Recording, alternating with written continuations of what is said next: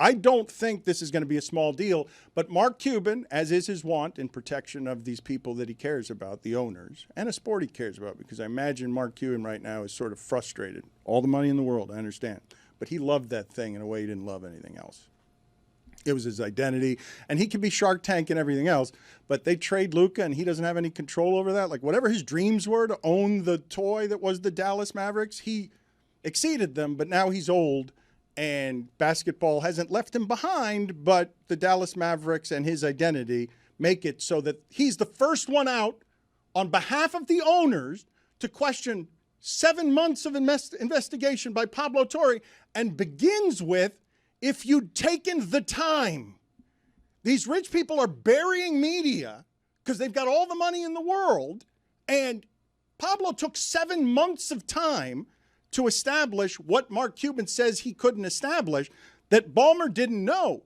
David Sampson, you're an expert in this field. How could Ballmer possibly not know that $28 million was going to circumvent the cap so that they could get Kawhi Leonard? Allegedly.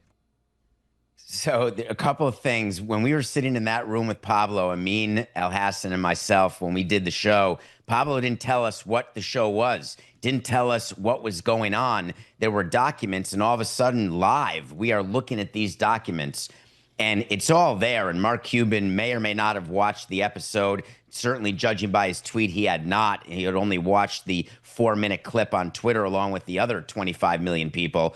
But Steve Ballmer gave money, invested money in this company, Aspiration. It's right there. It is a publicly filed document right there. And then the company did a deal with Kawhi Leonard for $28 million.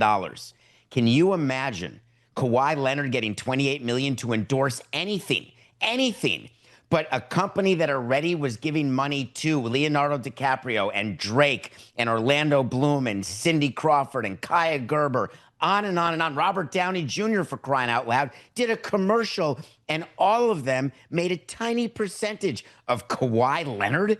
Do you think that the heads of Aspiration said, hey, we've got an investor in our company who owns the Clippers. Should we ask him whether Kawhi Leonard would be a good pitch person to plant a frickin' tree? Nah, let's not bother asking him. Give me a break. Of course Steve Ballmer knew. It's absurd to think that he would not have known.